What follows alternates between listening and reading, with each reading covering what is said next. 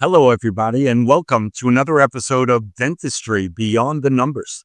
Today, we're talking about the business of dental hygiene, driving the practice success. And that's what we're calling this because with us today is a very well-known and an author, and we're going to get into that, Lacy Walker, a dental hygienist who has more letters after her name than most people with names like mine, because I've got a long name. But she has 20 letters, almost 19 letters for degrees that she has done. I say that only because I've met Lacy before. She has a vast array of knowledge, many topics in the hygiene world. Lacy is an international speaker, author, owner of Shared Hygiene LLC with over 25 years experience in the dental field. She has worked in various settings, including psychiatric hospitals, cosmetic and restorative practices, DSOs, periodontal clinics. Currently, Lacy is serving as the continuing education director of A Tale of Two Hygienists podcast and is public relations chair of the American Academy of Dental Hygiene. She is passionate about the oral systemic connection and has published in multiple dental journals. One thing I have learned about Lacy is she's passionate about the holistic approach in dental care. She's not looking at teeth, she's looking at the body. And without further ado, welcome, Lacy Walker. It's a pleasure to have you. It's a pleasure to be here. Thank you very much. Thank you so much. Before I start, I know you could have, with this amount of degrees and just speaking to you, why hygiene? What brought you to that? And what about dentistry made you just become a lifer? Well, it was more because I saw how, family and friends went through dental troubles, and I'd always concerned about the whiteness of my teeth. Mm-hmm. And even when I was like 13, I never really smiled very much. And people would ask me, "Are you okay?" I'm like, "Yeah, I'm fine." I just didn't like the color of my teeth, the shape of my teeth. So I wasn't really smiling very much. And then while I was in high school, there was a work co-op program where you went to school and work as part of your grade. And so I was introduced to dental assisting at that point. And then I just fell in love with it. So I felt like it kind of found me. It's great. And I think you both have done very well together, you in dentistry, you in hygiene. Lacy is definitely, we're here at the Chicago Midwinter, and I see the way Lacy interacts with all these hygienists that are really spearheading our field. It's really amazing how hygiene has become, understandably, such an impact in the dental office. Today, I really want to gear up to something I recently wrote. I wrote an article in Dente magazine about the impact the dental hygienist can have in a dental practice. I was talking to Lacy about what I believe. First, I want to get into the employment value, right? I believe that hygienists have tremendous employment value as sort of the leader amongst the gals or the guys in the back. How do you feel about that? Yes, I actually believe that. Yes, we have the ability to bring production to the office and value to the practice. Correct. And I also find that when I have a hygienist that is up, excited, or bought into the philosophy of the practice, I think a lot of people want a very qualified dentist. I do want to ask you something. Did you ever not take a job or leave a job because you felt the dentistry was not good? Yes. And how did that react? I mean, I think that's a major factor. I see staff members come to me and say, "I can't work with this doctor." And I ask why. They show me x-rays and I couldn't work with them either. So tell me what. Yeah, I mean, there's some offices that I've worked at that I didn't like the work, or I didn't trust the work, or their treatment planning, or they were over treatment planning, which is ethically it's a no-go for me. Right. That's interesting. And I think that's great because I was always a big proponent about the most important people we have to impress is our team. And as I'm somewhat more of a mentor, administrator, overseer of many practices, I honestly see that with staff. Like some of the members come up to me and say, I can't work in this office. I just don't believe in it, right? So if you're a hygienist and you're telling a patient they need work, you have to believe in that quality. Right. Right? I mean, that's what it's all about.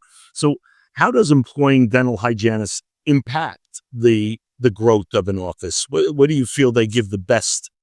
There's so many different avenues that you can go down. If you invest in your hygienist, give them continuing education courses, if the hygienist is willing, and take initiative to grow, educate yourself, that holistic mindset, that you're not just treating the patient's mouth, you're treating the whole patient. You ask questions, the open-ended questions, not the yes or no's. Right. As in, okay, do you floss every day? Yes, no. Right. The answer is always no from the patient. Or they say yes, but we actually know the answer is no, they don't floss it right. But look their lifestyle. Right. So you're saying that, I always say the first two hands that enter a patient's mouth in our practice is the hygienist for most part. And I just feel that that is the most important bridge from that office, that visit. And the biggest compliment we can get is when they come up to the front desk and they say, I need an appointment with Lacy. Yeah. Not the hygienist, not a cleaning, but with Lacy. Yeah. You build that rapport, that trust. It's so important, right? And then the friend has the perceived value of you. Right. Exactly. So what about, we talked about this briefly. Where do you feel they're most, do you want to diagnose? It's always a big thing. I acquire a practice. I come in, I speak to the hygienist. You see, Dr. Smith never let me talk about treatment. I would have to leave the room. And I'm saying, why? Why would somebody do that? What is the philosophy behind that? Like, why wouldn't I want my hygienist to say, you have decay in that broken tooth, but let me ask the doctor how extensive it is. You may need to have that restored.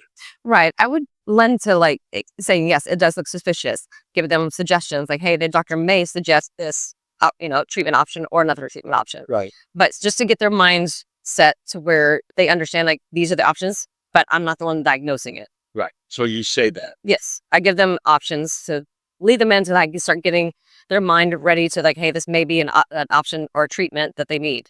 So that they're not surprised by the doctor. Oh, he just wants the money. Right. No. I feel confirmation is the best thing. And collaboration. Collaboration leads to confirmation. And what I mean by that is if you come in and you're telling the patient something, I'm coming in and I'm confirming it. Lacy was dead on. You got gum disease, unfortunately, and this tooth may have to come out. I know. So, and now we're collaborating with the treatment plan and they know that we both saw the same thing. I think that is a major aspect. Like, I also think, and I want to know this opinion before we move on, is what happens when a hygienist doesn't say anything? And now the doctor walks in and says, you got 4 teeth that are bombed out. You need 4 crowns, 2 root canals. Why didn't she say something? Yeah. They're always looking to the hygienist to kind of preemptively suggest certain things. And the lighter blow. Because we talk to them and have that rapport with them. And we talk about their kids, their, family life and trips that they've taken, or if they have a vacation coming up or a wedding, Right. So we build that trust with them. That's right. It's more than just scraping teeth. Right. We're not tooth pickers. But yeah, how do you feel about other things like just jumping around here, the side products like either the perio chip or Reston, things like that? I highly recommend. So I actually had one patient that kind of led me in that direction of the holistic approach because she has severe periodontal disease and uncontrolled high blood pressure and diabetes. She didn't know she's diabetic, but I kind of sensed it. And after some time, I was able to incorporate Celebrate Diagnostics and other periodontal therapies into the practice after speaking with the director of hygiene in that practice that I was at. And it was actually a production, it brought in the production to the office, but it's not only about the numbers about that. It's about getting patients healthier. And it's also about the patient experience. Yes. And if they know somebody's there really helping them, caring about them, telling them, remember that, just call me, let me know how you like it. Right. That goes such a long way. It does, because I actually took time during my lunch hour to have a consultation with that patient just to find out more family history and just find out the why. Why was she not getting healthier when that patient? Like, what am I missing? That's a great point. That's a really great point. Everybody, the holistic approach, and that I look at it as not the HO holistic with the WH, the whole body, the whole system, seeing if they're mouth breathers, snoring is just a tremendous opportunity for hygienists to really be involved. And you're right. I always say, do the right thing and the numbers come. Exactly. We had production goals in on some of the offices that I was at, but I never really focused on that. But you made them. But yeah. And there was one practice I was at. Yeah, I was the top producing, but at the hygienist for 3 consecutive years. But it wasn't because I focused on the numbers or did anything unethically. It was, what else can I do for that patient that they don't know about that may be healthier for them? I say to my associates in my office that I speak to the docs and I say, listen, you have 32 teeth, gums and bone. You don't have to make anything up. We need to do the patient care and everything comes into line. And that's why you can talk about all the things. Here we are at the Chicago Midwinter. Yeah. And we're speaking to Lacy Walker, a star hygienist internationally. Let's call it what it is. She's very humble, I can tell you that.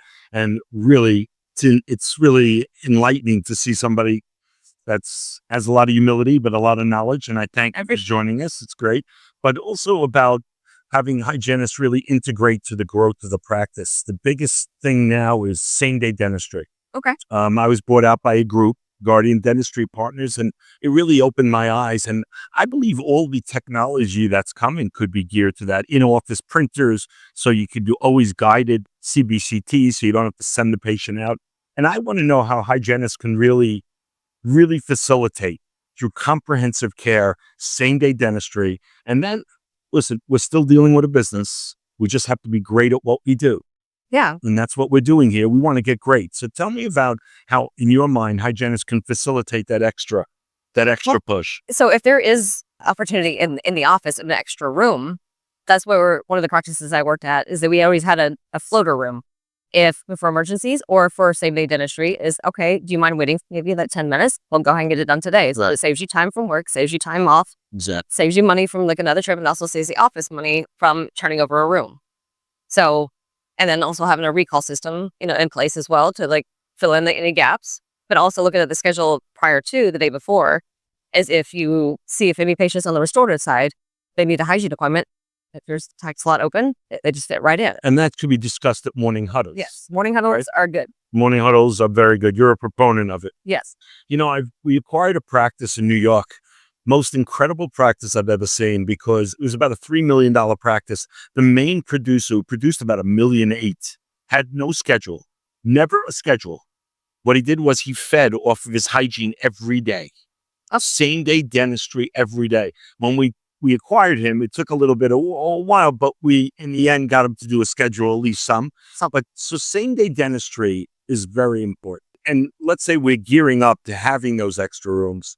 You're a proponent to making sure that they understand everything you just said is key. Right, but just don't force it. Right. On the same day if you don't have the time and dedication for that patient, because you don't want to force it, because then the patient will feel rushed and not taken care of as they should. I think that's a great point. And you bring me to a story, because young dentists, especially in groups, or especially in very proactive or productive minded practices, are looking at every doctor and saying, you got to produce. We all know that. Call is saying, what's your production down? So these younger docs or even older docs are pushing that same day treatment to get it in this month. Right. And don't rush it, or don't make up treatment. Right. Well, we don't want to make up treatment. I often use the mental foramen as double end up. You know what I mean? So we don't want to do that. We want to be ethical, but I do believe that same day dentistry, which is something I've never really thought of years ago, but now, to the points you made, is very important. You touched on something before that I think was a little bit something I may need to spend a little more time with, and that is the role of continued education with hygiene. Yeah. Do you mean, I think it's a great point. Do you mean like another procedure to bring in, or do you just mean getting better at what we do? More about getting better at what we do, because we know more about the holistic approach at the oral systemic, connection. And that's what I'm more passionate about, is the oral systemic connection, because I personally went through something like that. And the mouth is the gateway to the rest of your body. So if we just focus on the mouth, we're missing all the rest of the puzzle piece. Yeah, it's very true. And I think that's a tremendous aspect. And the continuing ed and the hygienist, with the hygiene program, I never really dove into it. We teach them a little more rest in placement or this stuff, but really it's very important to get more of an approach. And when you have a couple of hygienists, it could be inconsistency. And that is a big factor. Yeah, we all need to be on the same page and collaborate together, but also incorporate adjunctive therapies like salivary diagnostics. And then AI is coming into play. So that would actually be beneficial to, for the patient and also for the clinician as well. I love the salivary analysis. I think you tell a lot from the saliva. Yeah. But how does AI in your mind help us in the hygiene room? It's more of efficiency, because if we're trying to guess like how much bone loss is there, if it already does it for you, it speeds up the time. Like, okay, you have 30% bone loss, or if you have calculus that it shows the patient, or if you can do other. Yeah, I tell you something. Recently, we put some AI into a practice. It started specifically for scaling and root planing. Okay. Because, and then now when they was shown it, in one of these AI programs, they have boxed in a color for the calculus and decay. And Right. just really, really in front of the patient, I think this is getting to a point where the patient turns and says, "Can I do it today?" Yeah, as long as Because they it see, scares the hell out of yeah, them, right? So I like it, intraoral cameras, that's another, right. thing that. That's what I was going to ask you. I mean, tell me about that. Intraoral cameras, I think was Yeah, the intraoral cameras, the patients actually see it. It's kind of blown up, and it's like a picture. It's 1,000 words. The patient actually sees what we're talking about. Versus, hey, you have a crack on this tooth. Well, I can't. no. The patient can't see it. So if they actually see, and they can actually take a picture of it and take it home and discuss it with, I think research it. showing the bluish hue on the occlusal table of an old amalgam Yeah. and saying that could be all decay. And if we don't get it, we could go into the root and need a root canal. These are the verbiage that you mentioned that we need to learn as a profession. Because, I break down treatment planning into 4 things. And I think it works in hygiene and it works in restorative or the dental chair. And that is, we must explain to the patient what they need. We just look at their x-rays. That second part is telling them what happens when they don't do it. And that's major. Yeah. And that's where it separates the great producers. Because if you just say, if you don't do it, then your tooth is going to get worse. Yeah. Tell them that it could be infected. You could lose it. Teeth can move. You can have an abscess. Let's get it done. And that's our job. Well, then it can also get into the bloodstream and affect your heart, your brain, your kidney. That's what I'm saying. Everything can be affected if we communicate what would happen if we don't do salivary analysis. Right. We want to see that you're okay. And that's what our concern is. They'll say, wow, I never had this done. Oh, there's technology and there's advancements. And we're a really proactive type of practice. Yeah, you don't want to be reactive to everything. You want the patient to be proactive about their health and be preventive. And you also want to let the patient know that you're a proactive practice. And some of these conversations that you may have with a new patient or an older patient or a new patient to you is really have your opportunity to really bolster, which I'm big on hygienists doing, speaking highly of the practice. Right. If a hygienist comes to me and says, I can't talk about this doctor, then we have an issue. Somebody has to go, because you can't just force somebody to talk positively about somebody when they think they're terrible. Right. And I think that's a big factor. We're thinking that we could just throw people together and make it work.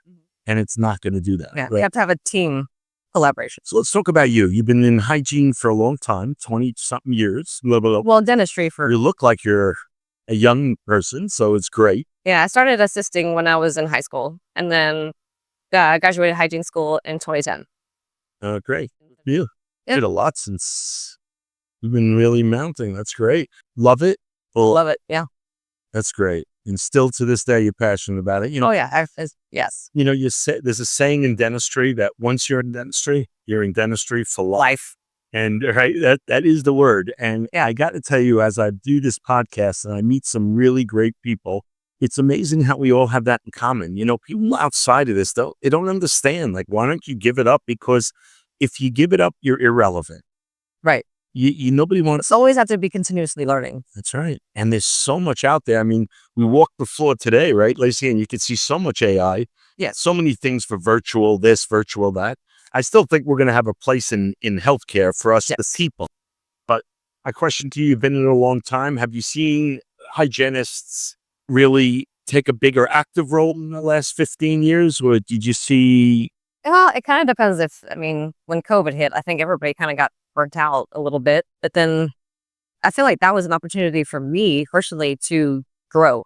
So I took the initiative of just learning as much as I could in the field. Great. Since I have all the time off, so why not? We interviewed, we're bringing on Dr. Howard Ferran. Oh, yeah. Of Dental Town.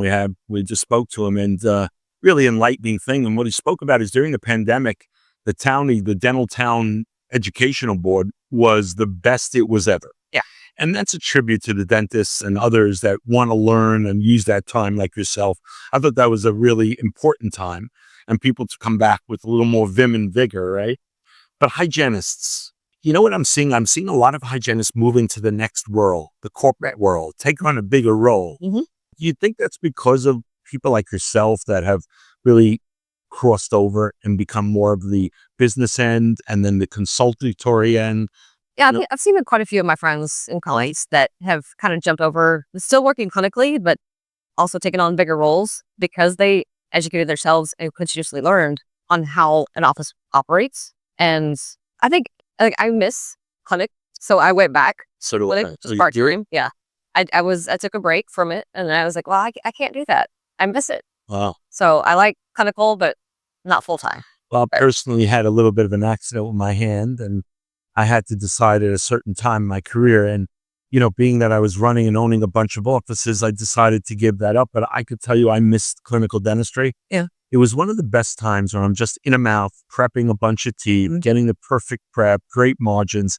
It was really some solitude. Well, and social interaction with the patient too. Yeah. Like that's what I missed was the rapport and like friendships. Yeah, definitely. And I think that's what's great about really good hygienists that, I think hygienists have a tremendous responsibility as well. And the responsibility that they have to have is remember who you are. Remember, you're not that $22 an hour assistant. Oh, no. So you don't pal up and talk. Remember, you're not that doctor, but you walk in a different path and you are an incredible leader in the practice. And I think that the culture of a practice is dictated by the office manager getting along with the team, but the hygienist buying into that office manager. Right. And becoming an integrative oral health care provider. Integral part of that practice. Yeah. And when you have a hygienist that really, and I'm thinking, when I tell these stories, I think of particular practices. I think of a particular hygienist of mine that was just in love with the quality that came out of the office. You can hear them speak to the patient with such passion. Yeah, it's like you take care of your employees and they'll take care of you. Exactly. And I think that's incredible, but it's more than taking care of. It's you want to present the best you can. Whether it's insurance, private care, it's our responsibility to give them that perfect experience. And I think too many hygienists look at themselves as a tooth cleaner.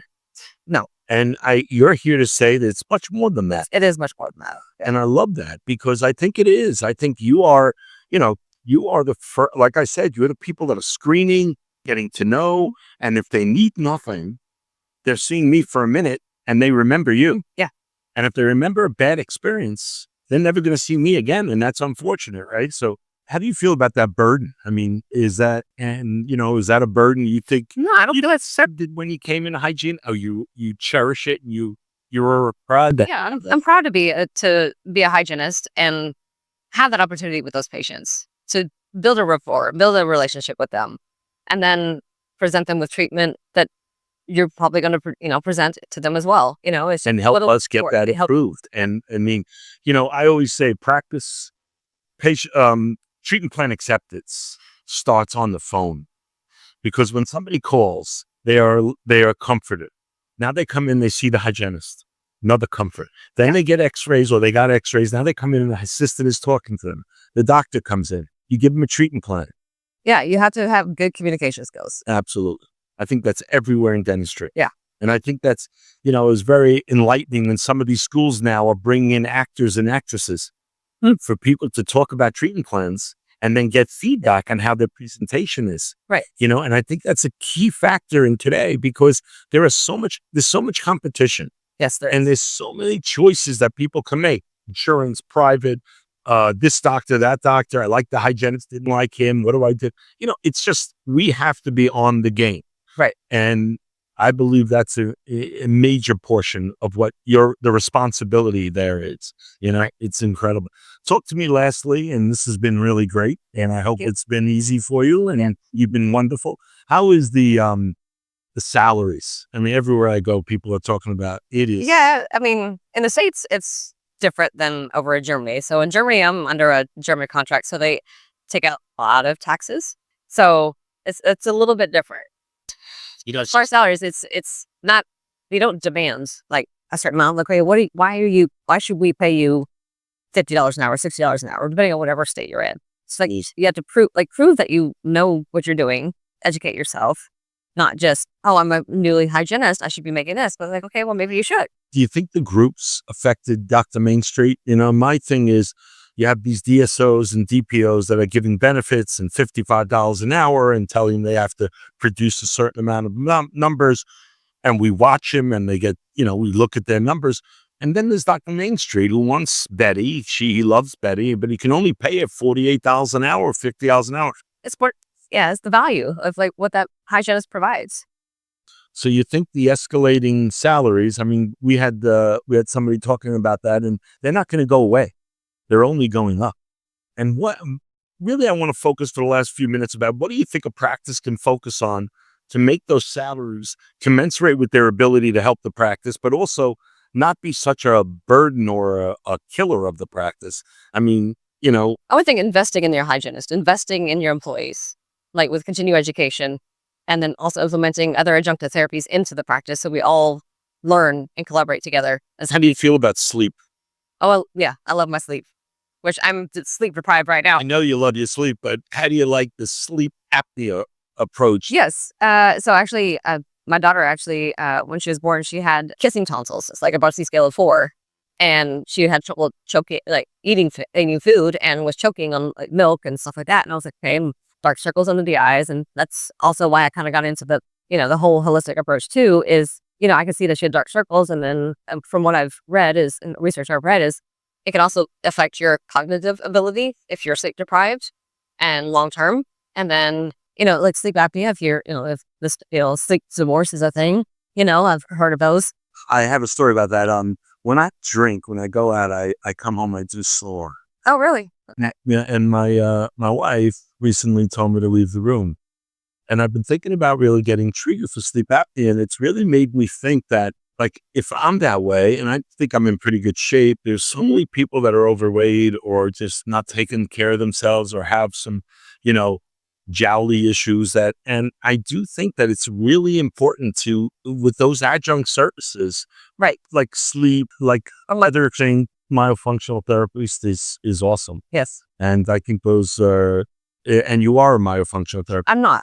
You're not certified, but I've learned, I've educated myself a little bit about it. But yeah, I know somebody that did it, and we're going to do some sleep. It's very important, understanding airway, understanding muscle movement. It's been great. So in closing, you got there, and I love it, and you look great. You did it perfectly. But in closing, I'm just wondering, what do you want to leave with those hygienists? What could you do, or what do you think they should be looking out for the next year or two in their career? Education, I think you mentioned it 2 or 3 times. I think it's amazing that you mention it, because I think we overlook that. yeah, I mean, learn as much as you can. Once you educate yourself, you can gain more, learn more, and share more of what you know. That's awesome. I mean, without further ado, I can't end on a better note than to share more once you learn and can communicate more. And I think communication is big in every aspect. And I think hygiene and doctor collaborating makes really treatment plans just become much more acceptable. But I want to thank Lacy Walker for her knowledge and her input today. It was really a joy having you. Yeah, thank you. You may want to reach out. Is there a website or an email or something? Yeah, you can go to sharedhygiene.com or sharedhygienellc@gmail.com. Hygiene is a big thing. Could you just touch on that? Tell us about shared hygiene. Well, it's more of a platform for patients and hygienists to get continuing education credits, or patients to learn more about, okay, maybe there's quite a few blogs on there of whitening or grinding, bruxism, stuff kind of thing. So if they want to learn more about it.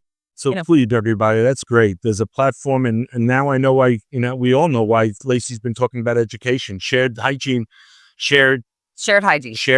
is unbelievable. It sounds phenomenal of a platform somebody could go and learn in their own home. Yes. And then become that holistic approach to the patients and watch how they appreciate you. And it just grows. Thank you so much, Lacy. Right. Thank you for having me. She lives in Germany. She comes every time I'm at a show, you're here, so you must put on some miles. But I really appreciate it. That's just the educational component, the workings in a practice. Lacy Walker's a hygienist that can really help your hygiene program getting to those numbers, but more importantly, that holistic approach for phenomenal patient experience.